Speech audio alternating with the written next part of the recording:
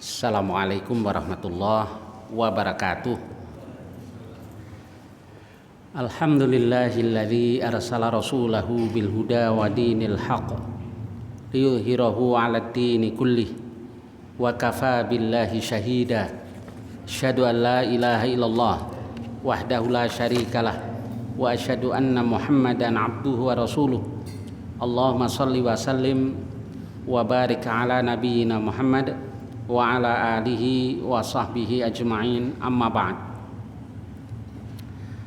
Baik, kita lanjutkan kajian kita. Kita sampai pada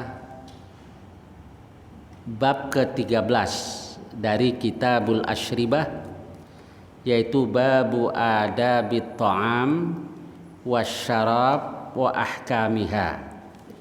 Bab tentang adab-adab makan, minum dan hukum-hukumnya. Kita sampai pada hadis 1313.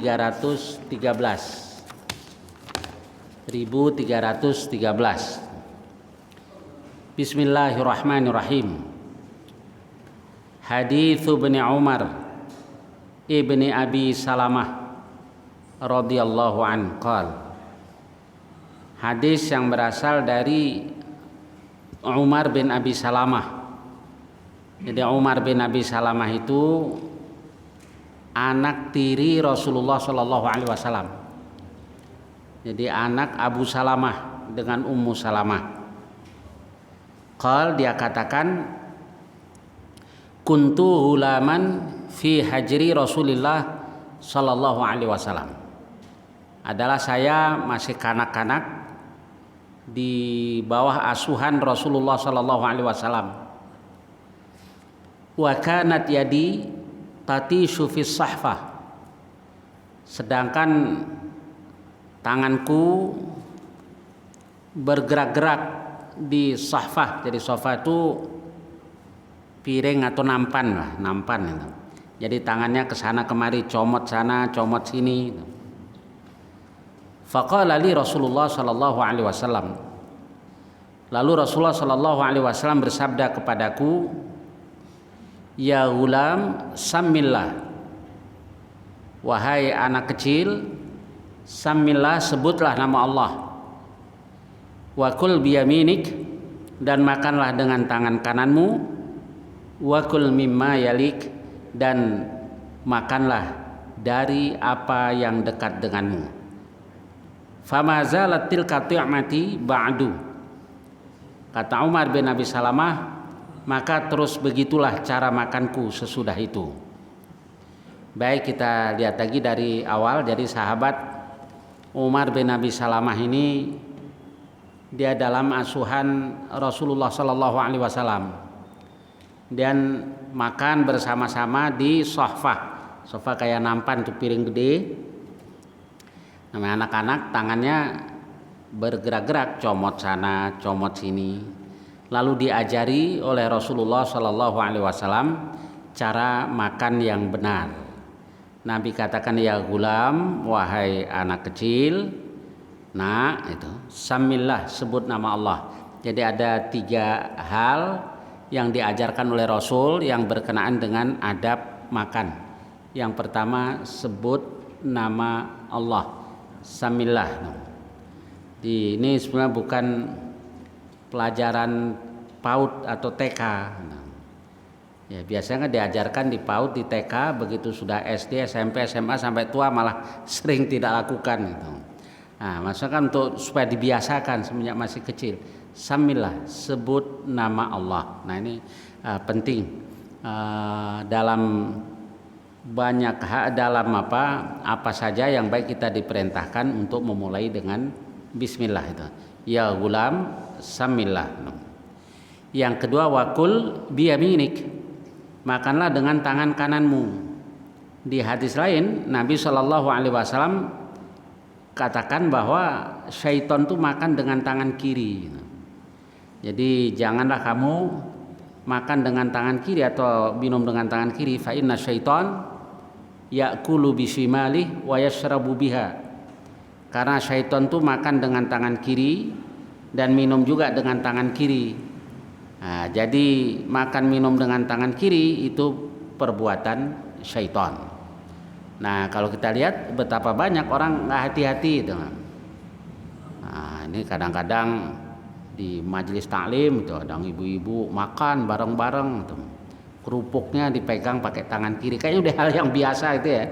Kerupuk tangan kiri, peyeknya tangan kiri, minum juga dengan tangan kiri. Padahal dulu dari PAUD udah diajarin nih ya, makan dengan tangan kanan. Nah, ini berarti urusan pelajaran PAUD-nya belum lulus. Nah, jadi sudah ngaji bab waris, bab ini, bab itu, pelajaran TK-nya belum lulus, yaitu makan dengan tangan kanan, makan minum dengan tangan kanan.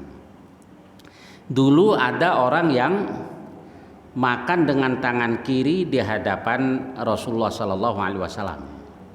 Lalu Nabi ingatkan, kul biyaminik, makanlah dengan tangan kananmu. Ini orang sombong tuh. Jadi diingatkan oleh Rasul, bukannya terima, dia katakan la astati', saya nggak bisa. Padahal orang ini bisa. Nah, maka disumpahin sama Rasul, la astati', kamu tidak akan bisa. Akhirnya benar nih orang tidak bisa mengangkat tangan kanannya ke mulutnya. Kok Rasul segitu marahnya itu? Disuruh makan dengan tangan kanan, dia nggak mau, dia katakan la astati'. Ya, sebabnya adalah ma mana'ahu illal kibru. Tidak ada yang menghalanginya dari makan dengan tangan kanan melainkan kesombongannya. Jadi dinasehati Rasul kok sombong, ya Rasul marah. Istikbar, dia nggak mau terima dakwah Rasul tadi, dia bilang la astati'. Jadi ada orang yang bangga dengan makan dengan tangan kiri. Nah, makan tangan kiri dosa, bangga lagi. Nah, sudah dosa bangga, karena ada orang yang bangga dengan perbuatan yang salah atau dosa.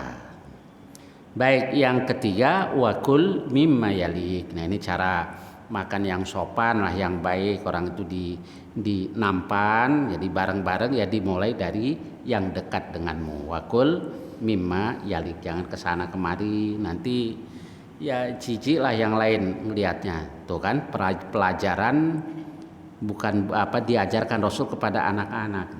Giliran sudah bapak kadang-kadang lupa juga ya, kalau lagi makan bareng-bareng berebut comot sana comot sini, ya kalah mana kecil. Kata Umar bin Abi Salamah, famazalat tilka ti'mati ba'du, begitulah cara makanku seterusnya. Jadi berkat nasihat Rasulullah Sallallahu Alaihi Wasallam tersebut. Kemudian hadis berikutnya, hadits Abi Sa'idin Al-Khudri radhiyallahu anhu qala naha Rasulullah sallallahu alaihi wasallam an ikhtinasil asqiyah, yakni an tuksara afwahuha fayushraba minha.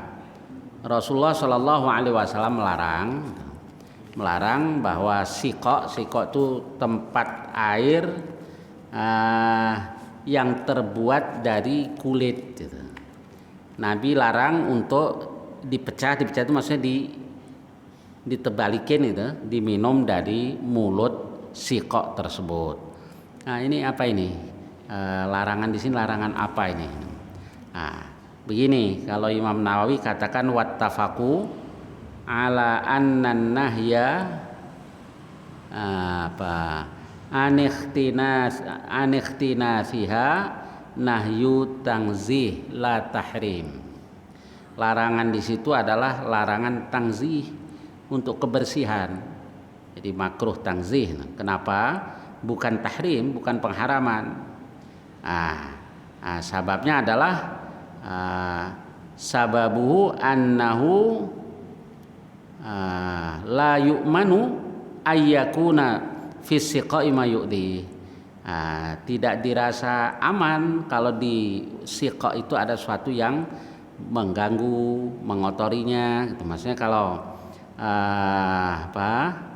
kalau dituang begitu saja, jangan-jangan ada sesuatu kotoran, sesuatu yang mengganggunya. Fayadkhulu fi jawfihi wala yadri, lalu masuk di mulutnya dan dia tidak tahu. Waqila, ada juga yang katakan li annahu yaqdharuhu ala ghairi, li annahu yuqdiruhu ala ghairi, membuat orang yang lain jijik terhadapnya. Waqila innahu yuntinuhu, dikatakan juga sesungguhnya dia membuatnya bau karena bekas mulut orang lain. Baik, sekarang kenapa kok disimpulkan makruh tanzih bukan haram? Padahal tadi kan larangan ya, larangan. Kalau kita nggak pakai sikok lah, pakai teko dan yang seumpama dari mulutnya kita minum. Kenapa para ulama menyimpulkan bahwa hukumnya adalah tanzih bukan tahrim? Karena ada hadis lain yang diriwayatkan oleh Tirmidzi dan lainnya dari Aisyah radhiyallahu anha. Dari Kabsyah binti Thabit, dia adalah ukhtu Hasan bin Thabit. Kabsyah binti Thabit ini saudara perempuan dari Hasan bin Thabit radhiyallahu an. Dia katakan, dakhala alayya Rasulullah sallallahu alaihi wasallam. Rasul masuk ke tempatku. Fa syariba min qirbatin mu'allaqatin qa'iman. Lalu Nabi minum dari geriba yang tergantung sambil berdiri lagi minumnya Rasulullah SAW. Fakumtu ila fiha faqata'tu. Saya berdiri menuju ke mulut dari geriba itu, saya potong. Maksudnya apa? Jadi Rasul pernah juga lakukan itu. Minum bahasa kita apa nih? Kalau langsung teko kayak ini langsung di ngokop itu ya, bahasanya ngokop. Rasul lakukan itu, tapi kan wadahnya terbuat dari kulit nih. Justru Kabsyah binti Thabit ini setelah melihat itu dia langsung maju diri dipotong. Kenapa? Karena dia mau tabarruk, mau cari keberkahan dengan bekas mulut Rasulullah Shallallahu Alaihi Wasallam. Ini sebagaimana sudah kita bahas pada kajian-kajian yang lalu bahwa para sahabat biasa tabarruk secara fisik kepada Rasulullah Shallallahu Alaihi Wasallam.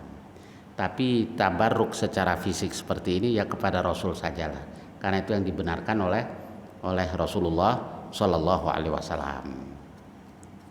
Baik, kita lanjutkan hadis berikutnya. Babun fisyurbi min zamzam qaiman. Bab tentang minum sambil berdiri dari Zamzam, dari sumur Zamzam. Hadisnya hadis Ibnu Abbas radhiyallahu anhu maqal saqaitu Rasulullah sallallahu alaihi wasallam min Zamzam. Aku memberikan minum kepada Rasul dari sumur Zamzam. Fa syariba wa huwa qaim. Lalu Nabi berdiri sambil berdiri. Nabi minum sambil berdiri. Fa syariba wa huwa qaim. Baik, bukankah hadis-hadis sahih juga melarang minum dengan berdiri? Misalnya Nabi katakan la yashrabanna ahadukum qaiman. Jangan sekali-kali salah seorang dari kamu minum dalam keadaan berdiri. Lalu kayak Anas bin Malik radhiyallahu anhu juga pernah meriwayatkan di dalam Sahih Muslim dari Nabi Shallallahu Alaihi Wasallam, annahu naha ayyashrabar rajulu qaiman, bahwa Nabi melarang seseorang minum dengan berdiri. Lalu kami bertanya, fal aklu, bagaimana kalau makan? Dzaka asyar wa akhbas, itu lebih jelek dan lebih kotor, lebih buruk.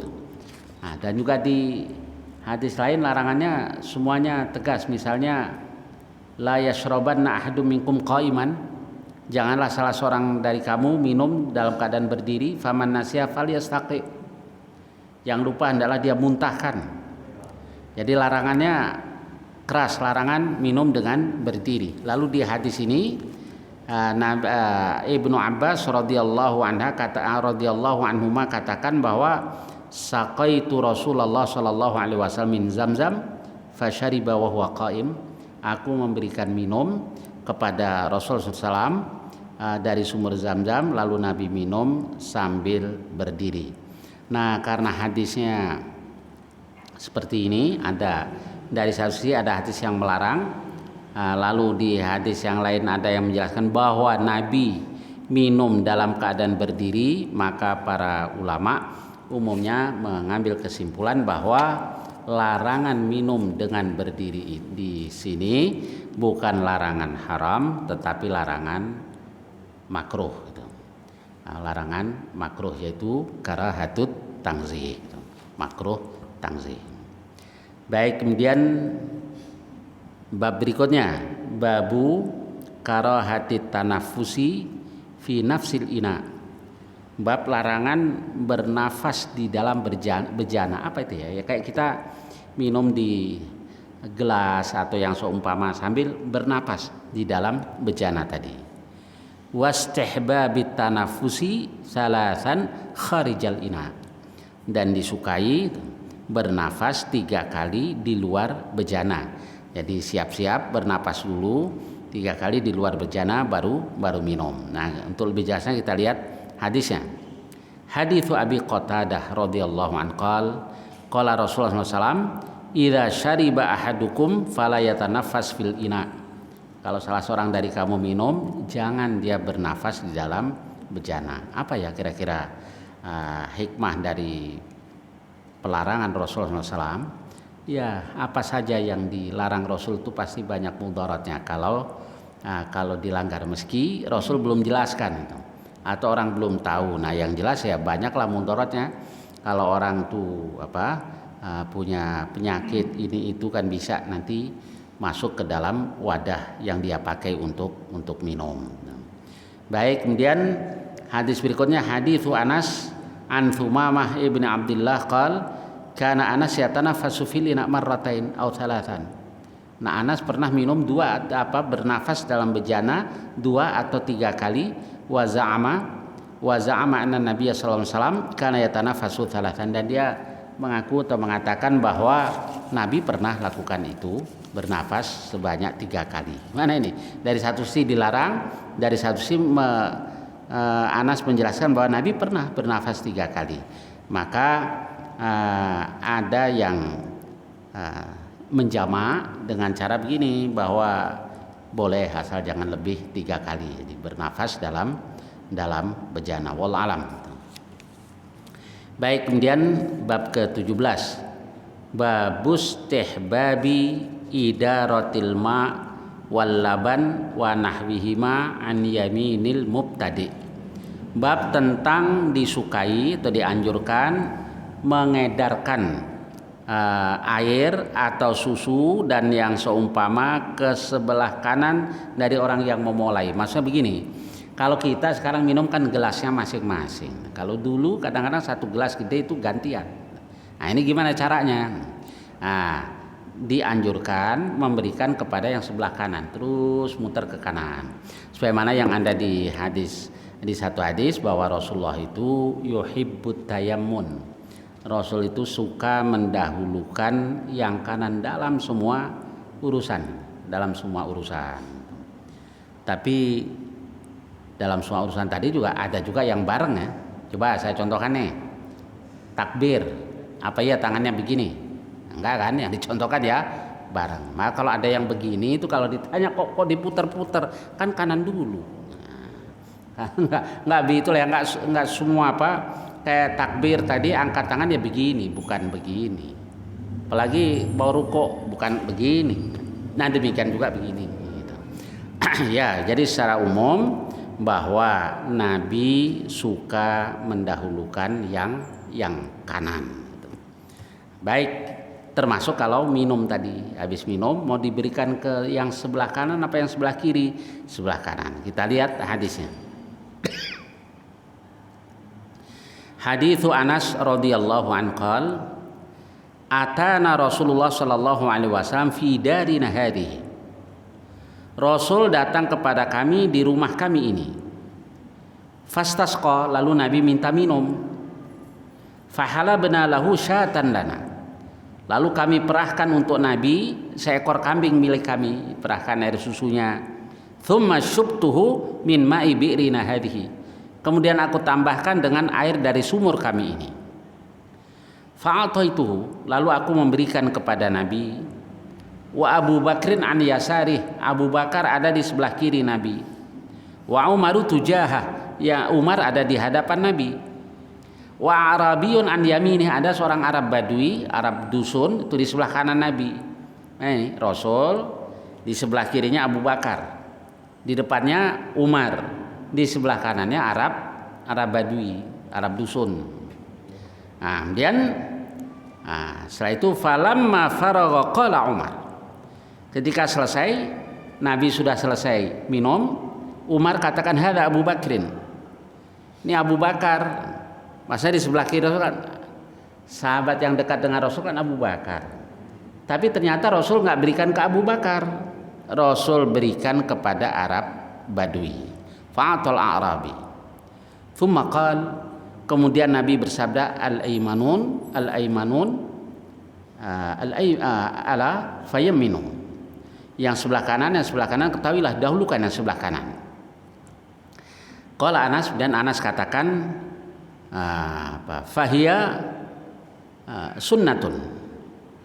Ini adalah sunnah, fahiya sunnatun. Salah samarat Anas katakan 3 kali, ini sunnah inilah sunnah Rasulullah Shallallahu Alaihi Wasallam. Jadi padahal mestinya dikasih ke Abu Bakar dulu, sahabat dekat Rasul, yang di sebelah kanan Arab Badui. Tapi karena Nabi mengajarkan mendahulukan yang sebelah kanan, maka Nabi berikan kepada Arabi, kepada Arab Badui tersebut. Dan kita lanjutkan hadis berikutnya, haditsu Sahli bin Sa'din radhiyallahu anhu. Utiyan Nabi sallallahu alaihi wasallam biqadahin fasyariba min. Diberikan kepada Nabi qadah, jadi tempat minum itu. Nah, lalu Nabi minum darinya. Wa an yaminihi gulam asgharul qaum. Yang di sebelah kanan Rasul ada anak kecil yang paling kecil di antara yang hadir di situ. Wal asyakh an yasari, orang-orang tua ada di sebelah kiri Nabi. Di sebelah kanan anak kecil, siapa ini? Ibnu Abbas. Ibnu Abbas di sebelah kanan Rasul. Di sebelah kiri orang-orang tua. Nah, faqal, lalu Nabi katakan, ya gulam ata'dzanuli an u'tiyahul asyakh. Apakah engkau izinkan aku akan berikan kepada orang-orang tua? Jadi begini, yang lebih berhak setelah Rasul ya yang sebelah kanannya. Jadi yang berhak Ibnu Abbas. Tapi yang di sebelah kiri Rasul orang-orang tua, maka Nabi izin dulu.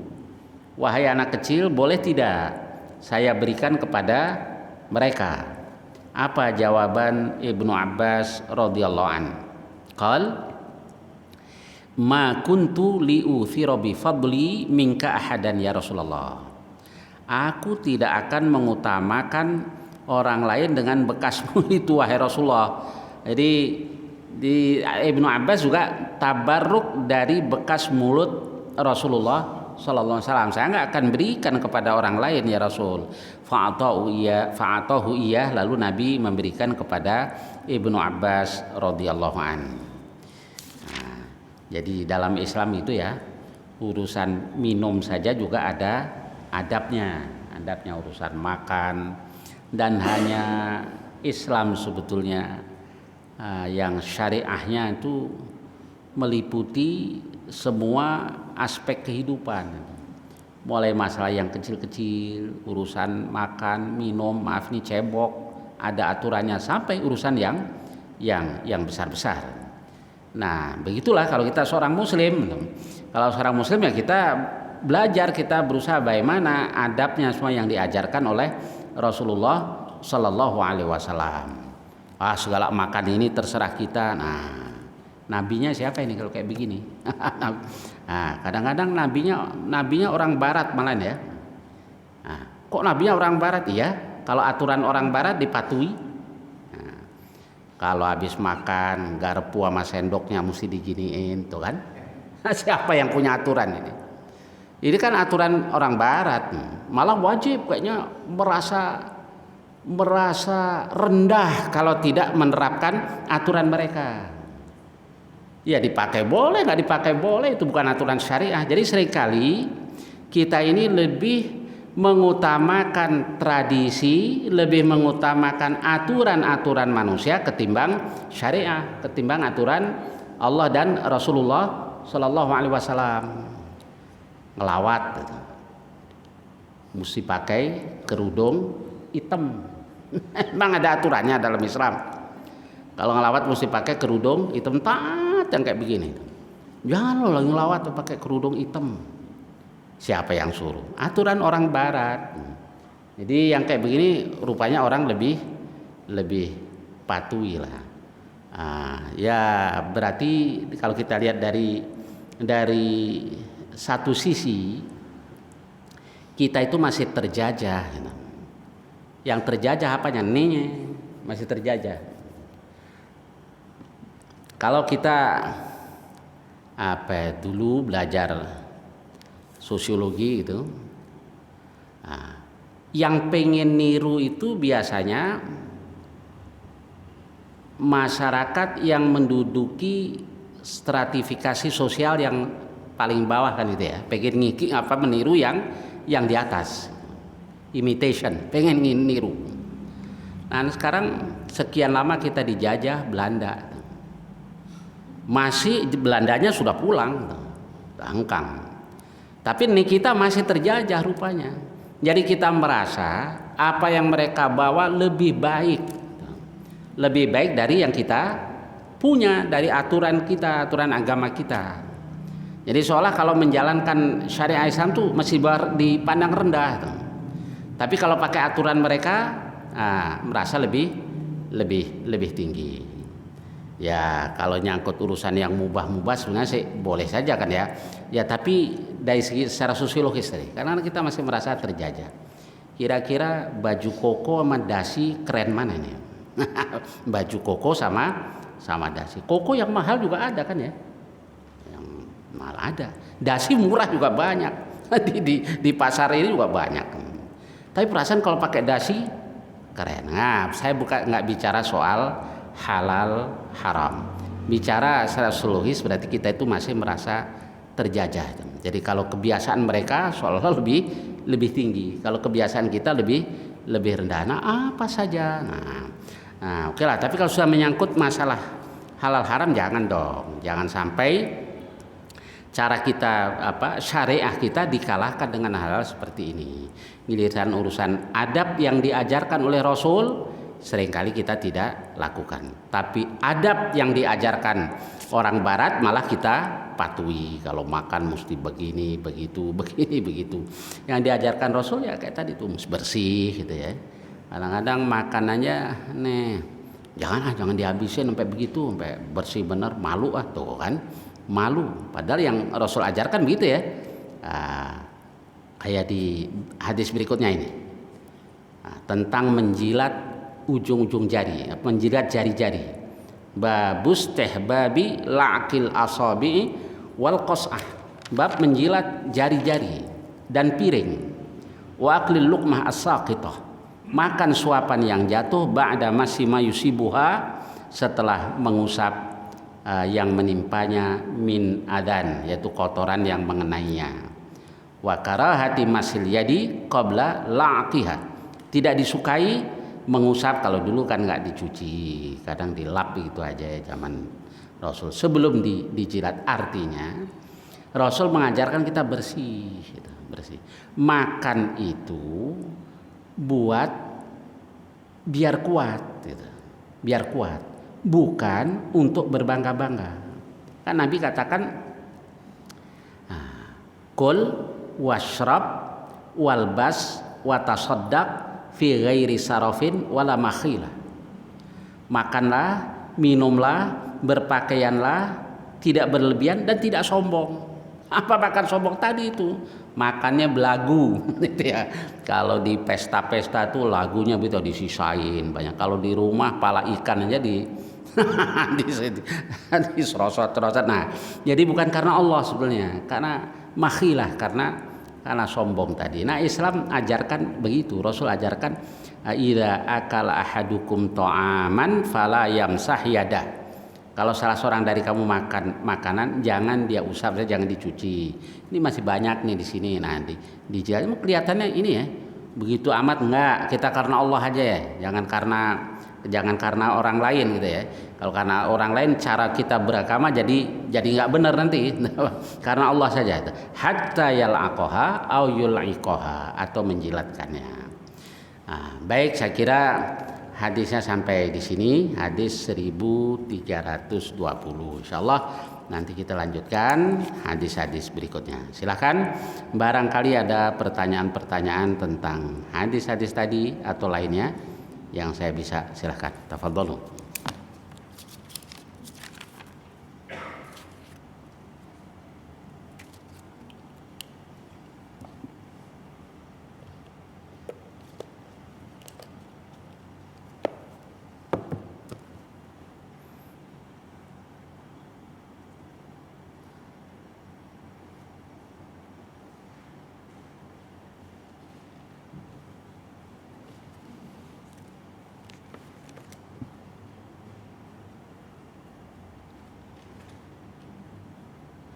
Silakan kalau ada pertanyaan.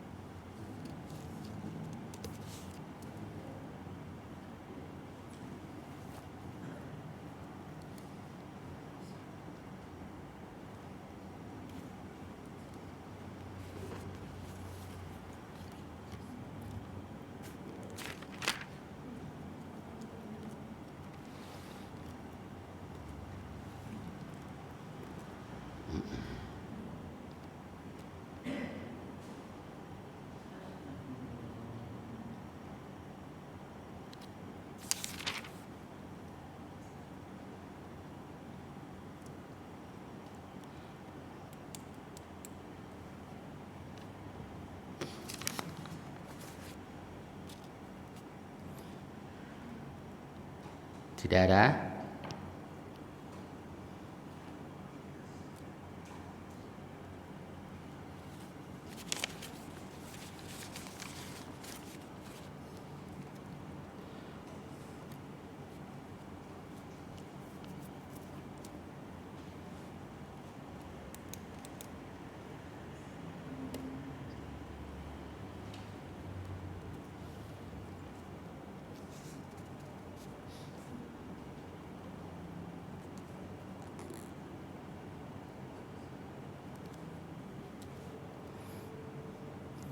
Baik, kalau tidak ada saya tambahkan satu saja, ini satu bab lagi.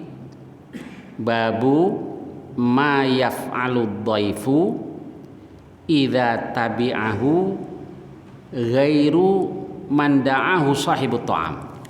Ini kita bicara tentang orang ngundang makan. Nah, babnya adalah tentang apa yang dilakukan oleh tamu atau orang yang diundang untuk makan.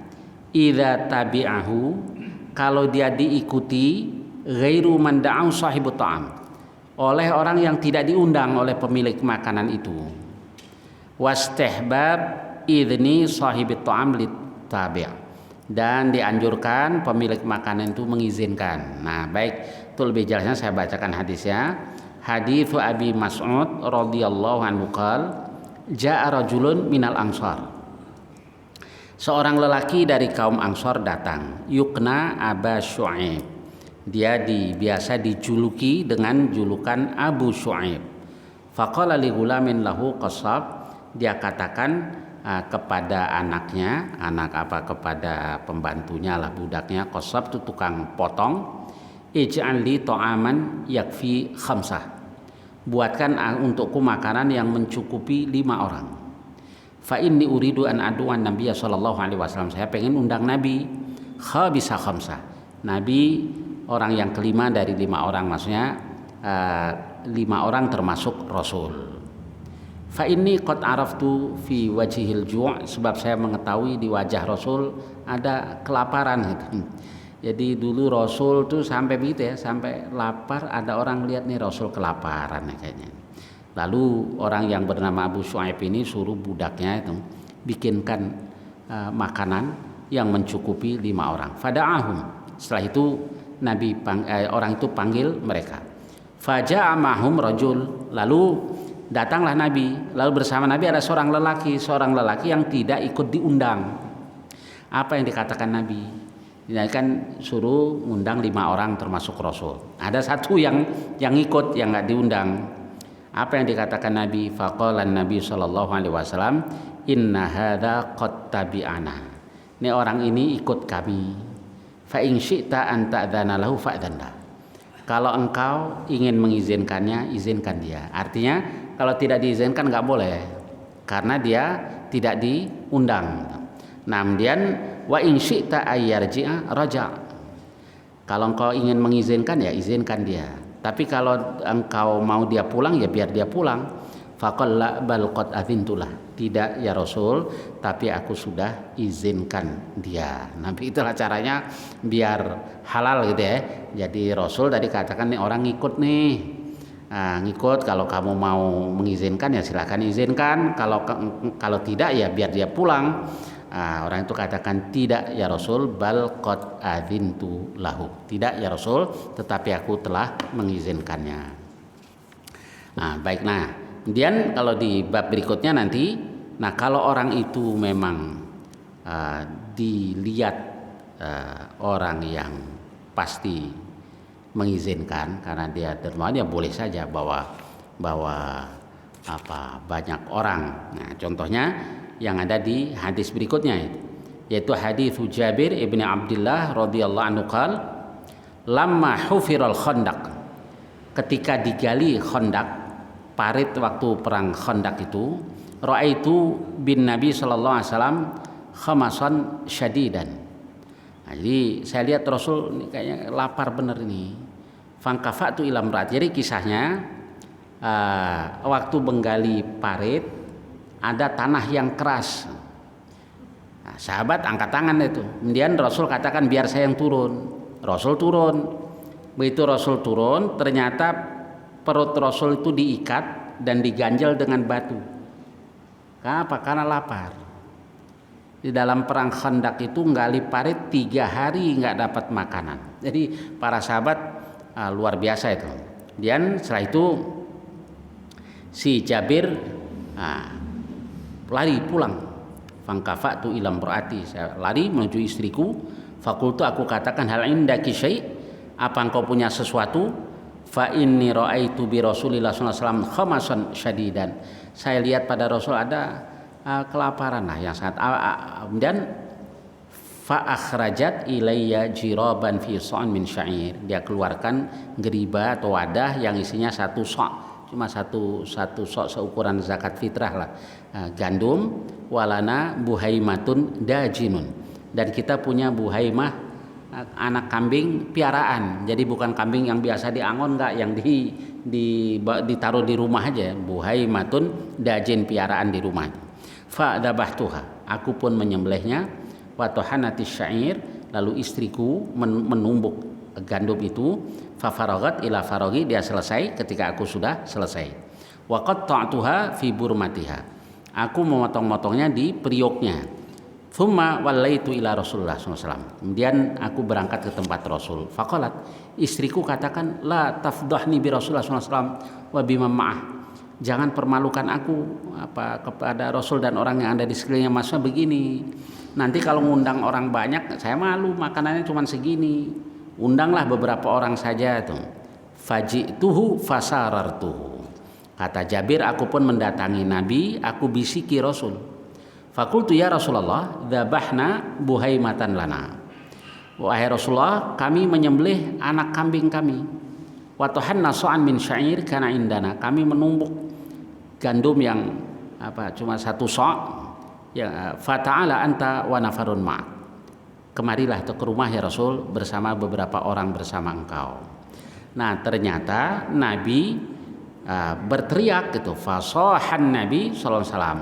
Jadi Jabir tadi sudah bisikin beberapa orang saja ya Rasul datang ke rumah. Atau Nabi teriak, kata Rasul, ya ahlul khandaq, wahai ahlul khandaq, inna Jabiran qad sana'a suran. Si Jabir mau bikin makanan itu. Fahayya halan bikum. Ayo kita ke sana. Faqala Rasulullah sallallahu alaihi wasallam, Lalu sampai di tempat Jabir, Nabi katakan la tungzilunna burmatakum, jangan kamu turunkan periuk kamu, wala tukhbizunna ajinakum hatta aji. Nabi katakan ke Jabir, jangan diturunin dari periuk, jangan diadon dulu, saya nanti yang akan lakukan.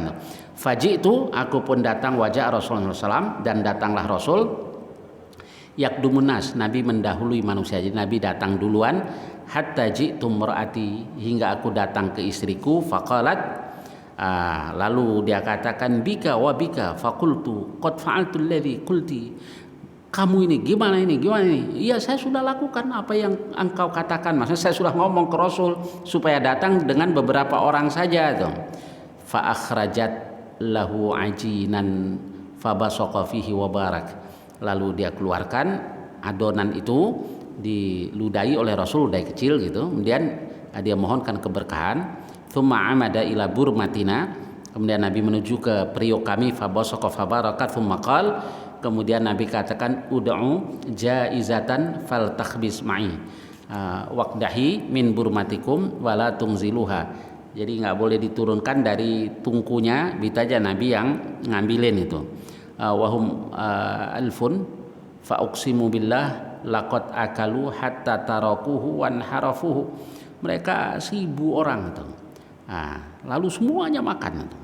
Jadi padahal Jabir tadi cuma ngundang Rasul dengan beberapa orang. Nah, ini salah satu mukjizah Rasulullah SAW. Nah, kaitannya dengan hukum bawa orang tadi, kalau orangnya itu diketahui, diyakini ini orang pasti senang kalau dibawa orang yang lain, boleh saja seperti yang dilakukan oleh Rasulullah SAW. Tapi jangan dibikin malu. Kalau Rasul tadi didoakan, kemudian makanannya diberkahi oleh Allah SWT, mencukupi semua yang hadir.